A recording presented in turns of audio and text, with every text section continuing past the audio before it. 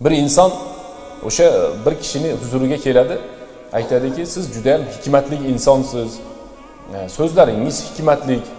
Menga ham shu hikmatli bo'lishni xohlayman deydi. Eng muhim narsalardan-da birodarlar. Bir jo'rayning ichida bir gapirasan, ma'no yo'q gapingda deyaverasiz birarlarga. Bir gapingni ma'nosi yo'q. So'zingni ma'nosi yo'q. Nimalar deyapsa, bir soat bo'ldi. Kecha nimada aytmoqchi, nafas olmayman, birov gapiryapti deydi. Buni o'tirsa yana birov nafas olmay gapiryapti deydi bittasi. Ba'zi bo'ladi, shunday odamlar bo'ladiki, gapiradi, bir foyda yo'q. Qo'y, shuni gapirma degingiz kelib ketadi-da. Lekin ba'zi bir insonlar bor, so'zini olgin keladi, kam-kam gapirib qo'yadi, ammo hikmat bor so'zda. Alloh Baqara surasida Alloh taolo "Va man yu'tal hikmata faqad utiya khayran kaseera" dedi. Qaysi insonga hikmat berilsa, agar ma'lum, bu hozir majhul o'qilish arab til qoidasida, ma'lum qilib o'qiladigan bo'lsa, qaysi insonga Alloh hikmat bersa, dar haqiqat ko'p yaxshilikni shu insonga beribdi. Qaysi insonga Alloh taolo hikmat bersa, dar haqiqat vaqat utiya khayran kaseera degani juda ham ko'p yaxshiliklarga mana shu inson erishibdi. O'sha bizni bir janobimiz ham kelibdilarki, bir Alloh taoloning do'stlaridan bo'lgan bir valiyullohlarning biriga kelib aytdiki, juda hikmatliksiz. Men ham hikmatlik bo'lishini xohlayman. Nima qilay dedi? 40 kun dedi, o'tir uyingda bir joyda o'tir 40 kun niyat qilib, ixlos qilib, shu bir 40 kun hech kim bilan qo'shilmay gaplashma, shu qissata endi. Deganda haligi inson 40 kun o'tiribdi keyin. 40 kundan keyin hikmat chiqmarmish. Yo'q, hikmat hali ham o'sha eski teshavoy, eski boltavoy ekan yana. Haligina odamni yana kelib aytibdi, o'tirdim mana 40 kun, yo'q hech narsa bo'lmayapti. Desa sen shu hikmatlik bo'lib qolay deb o'tirgansan. Xudodan ixlos so'rab o'tirganingda hikmat chiqqan bo'lar edi. Odamlarga shunday gapirayki, so'zlarim go'zal bo'lib kelsin degan maqsadda o'tirding, bo'lmadi debdi. Ixlos kerak eganda har bir narsaga birodarlar, ixlos. Mana biz aytayapmizki, hozir o'qib beramiz bir nechalarini. Umar ibn al-Xattob roziyallohu anhu ning hikmatlik so'zlari bejizdan va to'satdan, qo'qisdan chiqib qolgan so'zlar emas. Balki qancha taqvodan keyin, qancha istig'for, zikr, ibodat, tilovat, qiroatdan so'ng Alloh subhanahu va taolo ularning tillarida hikmatlik so'zlarni yurgizib qo'ydi. Shuning uchun e'tibor beraylikki, ba'zi bir insonlar bor, umuman tildan hikmat chiqmaydi, umr mobaynida chiqmaydi. Yo'q, hikmatlik so'z yo'q, doimiy dejurstvoda turgan so'zlar bor. Ba'zi bir insonlar borki, suhbatlashsangiz mazza qilasiz. Haligi yaponlar aytganday, 20 ta kitob o'qiguncha 100 ta kitob o'qigan bilan 1 soat suhbatlashsang 20 ta kitob o'qigan bo'lasan deydi. Ba'zi bir insonlar bor, suhbatlashasiz. O'sha insonlar bilan suhbatlashsangiz, haligi 20 ta kitobni 1 soat ichida o'qib qo'yganday bo'lasizlar. Ba'zi bir shunday insonlar bor.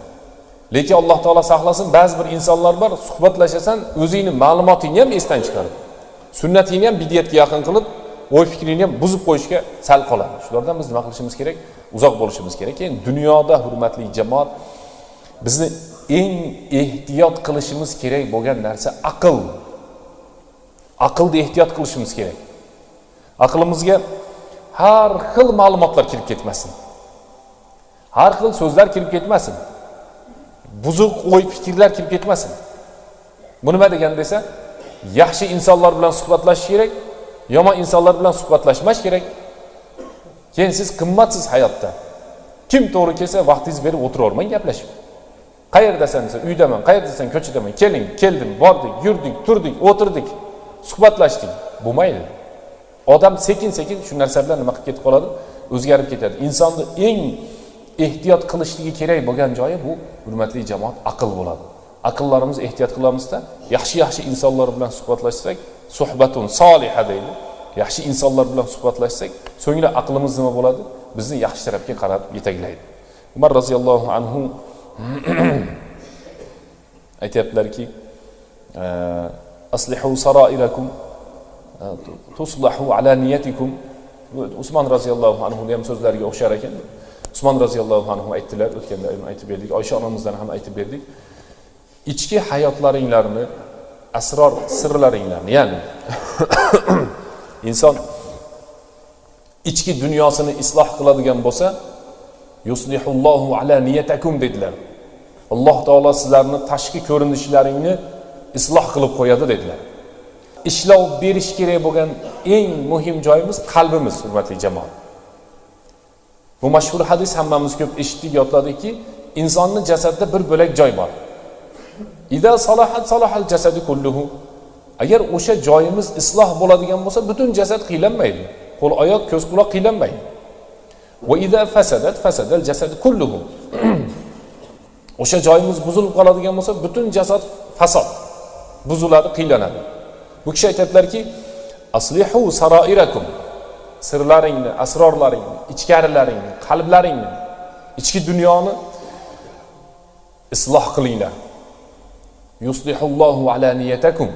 Alloh subhanahu va taolo sizlarni aloniyalaringni, ya'ni ochiqliklaringni, tashqi ko'rinishlaringni nima qilib beradi deyapti? Isloh qilib beradi. Bizda va hozirgi kunimizda ayniqsa buni e'tibor berasizlar, tashqi ko'rinishga nihoyatda e'tibor. Uylarni tashqi ko'rinishga.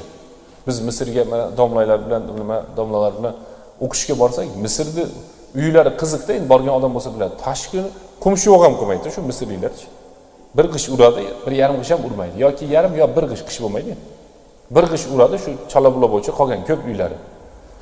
Uyini ichiga kirsangiz, qimmat mebel qo'yib qo'ygan. Ha desa, bunga men o'tiraman deydi. Qalin gilam solib qo'ygan. Ha desa, men bunda yuraman deydi. Endi bizni xalqimiz solishtiring. Yeydigani tuzuk emas, hozir u yaxshi bo'ldi. Kiyadigani zo'r.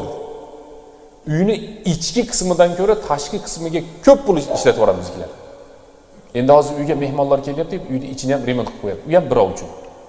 Birov uchun yashalmaydi ekan, hurmatli jamoat. Inson o'zi uchun yashaydi. Shunda biz hayron qoldik, bu misrliklar zo'r xalq ekan. O'zi uchun kerak bo'lgan narsaga pul ayamaydi-da, boshqasi maqtaydimi, maqtamaydimi, u narsaga uncha pullarini nima qilmaydi, ishlatmaydi. Bizda aksan, teskarisi. Keyingisi, bu ham u kishining mashhur so'zlaridan, nahnu qawmun a'azzanallohu bil islam fa in ibtaghayna al izzata bighayrihi azallanallohu. Biz deyaptilar, islom dini tushganidan so'ng ulug' aziz bo'lgan insonlarmiz dedi.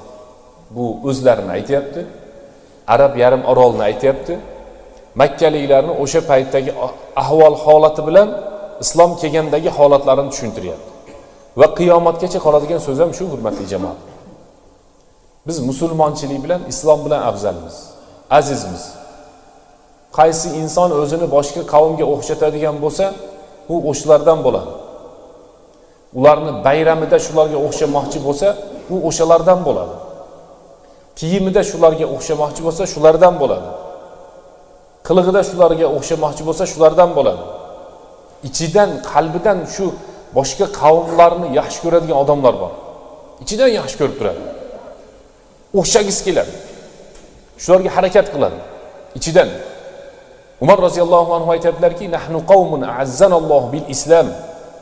Biz islom bilan aziz bo'ldik deyapti. Dinimiz bilan aziz bo'ldik. Va in ibtaghayna ghayrahu azallanallohu degani, islom dinidan boshqa narsa bilan qancha biz aziz bo'lamiz desak ham aziz bo'la olmaymiz. Tarixda qancha bo'lib kelib turib, hozir qayta musulmonlar uyg'onyapti. Buni hamma ko'rib turibdi. Dinimiz obro'si kuchli bo'lgan paytda emas, biz har doim musulmonligimiz bilan faxr qilishimiz kerak. Islomdan boshqa narsa bilan ba'zi paytda bir sheyx aytib berdi uchun. Ro'zani tushuntirsa deydi, meditsina tarafini tushuntirib ketadi. Ro'za tutsang badaningga foyda, ro'za tutsang yuragingga foyda, oshqozoningga foyda, o'zingga foyda, sahringga foyda deb tushuntiradi. To'g'ri deydi. Lekin hech qachon biz shariatimizni tibbiyot qilib ishlatmaylik. Balki da'vatchilarimiz ham shu narsani aytishdi. Qachon biz da'vatga chiqsang yaxshi bo'ladi, da'vatga chiqsang tuzalasan, da'vatga chiqsang o'zgarasan. To'g'ri, o'zgarsin, yaxshi qilsin. Da'vat Alloh taoloning yo'lida qilinadi. Da'vat bir ishxona emaski, odamlarni olib kelib o'zgartirib chiqarib yuboradigan. Ilm Alloh taoloning yo'lida olinadi. Orqasidan obro' istalmaydi. Ehson Alloh taoloning yo'lida qilinadi. Xuddi shuni singari musulmonchilik Alloh taoloning yo'lida bo'ladi. Qaysi inson haqiqatdan musulmon bo'ladigan bo'lsa, Shunda Alloh subhanahu va taolo uni aziz qiladi. Lekin biz tushunmaymiz buni. Nimagaki musulmonning haqiqiy obro'si qabrdan boshlanadi o'zi. Va qiyomat kunida ko'rinadi. Dunyoda hozir kimdir nimadir afzal bo'layotgan bo'lsa, ko'zimizga shular chiroyli ko'rinyapti. Bizga bo'lmasa yoshlarimizga. Aytish kerakki, Umar roziyallohu anhu aytgan ekan: "Azzanallohu bil islam." Alloh bizni islom bilan aziz qildi. Dinimiz bilan aziz bo'ldik. Payg'ambarimizga ummatligimiz bilan aziz bo'ldik. Va an sayartali ahmadani li nabiyya degan boyagi she'rda, ey Robbim dedi bir arab shoiri. Tavonim bilan osmondagi yulduzlarni tepaladim dedi. Tavonim bilan osmondagi yulduzlarni ustiga chiqib ketdim. Asli chiqolmaydi. Ata usurayya degani tavonim bilan osmondagi yulduzlarni tepaladim. Nimaga? Sen meni udkhuliya tahta qawlika ya ibadi. Ey bandam degan so'zingga men kirishligim tavonim bilan osmondagi yulduzni bosganim bilan barobar. Va ansayyarta ahmad ali nabiyya degani Muhammad, ikkinchi ismi Ahmad. Muhammad sallallohu alayhi va sallamga ummat bo'lganligim men osmonlarda uchib yuribman deyapti. Lekin buni o'zimiz ba'zi paytda nima qilmaymiz, his qilmaymiz ham, tushunmaymiz ham. Biz bilaylikki, hurmatli jamoat, haq din islom dini. Sirotun mustaqim, to'g'ri yo'l islom dini.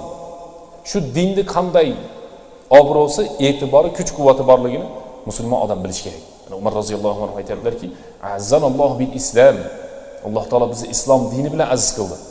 Agar islomdan boshqa joyda obro' qidiradigan bo'lsak, hech qachon biz hech qanday obro'ga erisha olmaymiz. Nahnu ummatun aradallohu lahal izzata. Bu bir hikmatli so'zlari bor ekanki, bu kishini va shu hikmatli so'zlarning ichida bir necha qoidalar bor ekan. Imkon qadar endi buni bunday bir yodlab hayotimizga tatbiq qilsak yaxshi bo'ladi. Nahnu ummatun aradallohu lahal izzata. Biz shunday ummatimizki, Alloh taolo bizni aziz qilgan, bir izzatli qilgan ummatimiz. Man kasura dhahikuhu qallat haybatuhu. Qaysi inson kulaversa, haybati ketadi deyapti. Qaysi insonning kulgisi ko'paysa, haybati ketadi. Haybat, hurmatli jamoat, erkak kishiga eng muhim narsalardan biri. Xotinning yanida haybat bo'lishi kerak. Jo'rani yanida, jamoatning yanida, elning yanida, uyda, mahallada, ko'chada insonda haybati bo'lishi kerak. Haybat ko'chada, bozorda sotilmaydi. Haybat to'g'ri, ulamolarimiz ixtilof bor.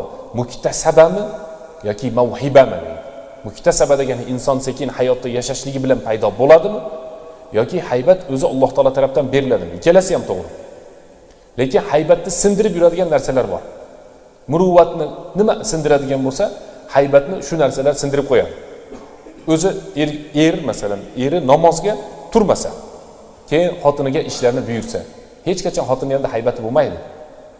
O'zi yolg'onchi bo'lsa, birinchi haybat sinib ketadigan insonlar. O'zi yolg'onchi bo'lsa-da, so'ngra boshqa ishlar bilan mashg'ul bo'lsa, keyin namoz o'qisa ham, ibodat qilsa ham, yolg'onchida hech qachon haybat bo'lmaydi. Yolg'onchida, kazzobda haybat bo'lmaydi.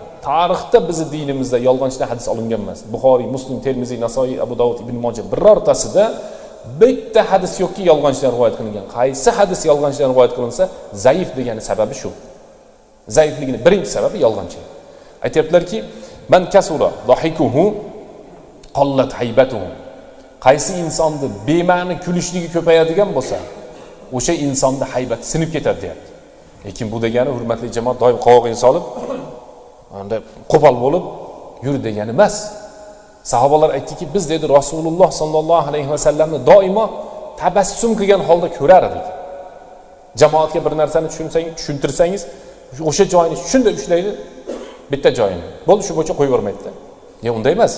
Payg'ambarimiz sallallohu alayhi vasallamni sifatlayotgan sahobalar aytishadiki, Rasululloh sallallohu alayhi vasallam ma ru'ya illa mutabassiman. Payg'ambarimizni doim tabassum qilgan holda ko'rar edik. Bu bilan behuda kulishlikni farqi bor. Insonlarga qovoqni solib yurishlik yaxshi emas. Sadaqa inson cho'ntagidan olib chiqarib beradigan pul sadaqa deyiladi. Va yana ikkinchi sadaqani Payg'ambarimiz sallallohu alayhi vasallam va antalqa akhaka biwajhin taliq dedilar. Birodaringni ochiq yuz bilan birodaringga yo'liqishliging o'zi sadaqa dedilar. Ochiq yuz boshqa masala, tabassum qilib ochiq yurishlik boshqa masala. behuda kulishlik boshqa masala. Ya'ni Umar roziyallohu anhu aytibdilarki, qaysi insonda behuda kulgisi ko'payib ketadigan bo'lsa, shu insonda nimasi yo'qoladi? Haybati yo'qoladi. Haybatsiz bo'lib qoladi.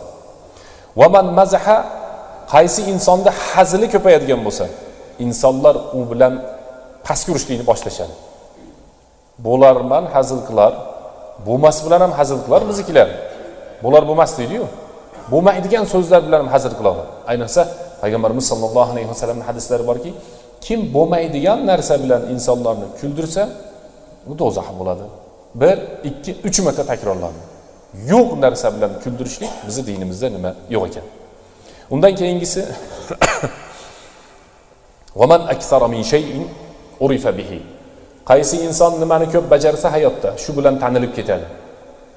Buni hamma o'zini tarozisiga solsa bo'lar ekan. Qaysi inson hayotda nima bilan mashg'ul bo'lsa, shu bilan tanilib ketadi. Aldoqchi bo'lsa, hammaga aldoqchi bo'lib tanilib qoladi. Rostgo'y bo'lsa, rostgo'y. Doim masjidda xizmat qilyapti, masalan. Masjidda xizmatchisi bo'lib tanilib qoladi. Faqir miskinlarga yordam beradi, taniladi, ilm beradi, ilm bilan taniladi. Qori Qur'on o'qityapti, Qur'on bilan taniladi. Bu shuni singari hamma biladiki, qaysidir mahallada mana zinokor, mana alqash, mana yolg'onchi, mana bunday. Bu demak inson bir ishni ko'p bajarishligi o'sha insonni tanilishligiga sabab bo'ladi. Mana bu joy ham juda muhim, hurmatli jamoat. Va man kasura kalamuhu kasura saqtuhum. Ko'p gapirganda xatosi ko'p bo'ladi degan qoida bor, bilasizlar. Kimi gapi ko'p bo'lsa, shuni xatosi ko'p bo'ladi, chunki ko'payib ketdi. Kimi so'zi, gapi ko'payib ketsa, uni nimasi ko'payadi dedik? Xatosi ko'payadi. Uni miyasida filtr yo'qki yoki ilm yo'qki to'xtab turadigan. Qaysi insonning so'zi ko'p bo'lsa, xatosi ko'p bo'ladi. Lekin bir qoida bor. Payg'ambarimiz sollallohu alayhi vasallam kim Allohga va qiyomat kuniga iymon keltirsa, yaxshilikni gapirsin yoki jim tursin degan. Mana jamoatga savol beraylikchi, gapirganimiz ma'qulmi, jim turganimiz ma'qulmi? Ha, hurmatli jamoat. Gapirgan yaxshimi, jim turgan yaxshimi? Jim turgan yaxshi degan qo'l ko'taringlarchi. Jim turmayapsizlar, mana ko'taryapsizlar. Hozir. Gapirgan yaxshi deganlar qo'l ko'taringlarchi. Bitta, ikkita, juda ozchilik. 3ta, 4ta, 5ta ozchilik ekan. Hurmatli jamoat. Gapirgan yaxshi. Boya ham hadisni tushuntirayotganda aytdik, biz bitta tarafda doim shunday aytdik, inshaalloh bundan ham 4-5 yilda chiqamiz. Hozir e'tibor bersanglar, mana Suzog'imiz, xalq, umuman Qirg'iziston boshqa odamlarning ilm saviyasi ko'tarilyapti, alhamdulillah. Ko'p narsani tushunib yetyapti, sekin-sekinlik bilan bo'lsa ham. Hozir biz tushunibmizki, gapirmay turish kerak degan joygacha tushunibmiz. Unday emas. Hadisning o'zida dalil turibdiki, Payg'ambarimiz sollallohu alayhi vasallam birinchi bo'lib aytayotgan so'zlari: "Man kana yu'minu billahi wal yawmil akhir falyaqul", gapirsin. Falyaqul arab tilida qasam ta'kid bilan. Albatta gapirsin. Faqat bitta sharti bor. Sharti nima edi? Xoyron. Gapirish kerak, hurmatli jamoat, gapirish kerak.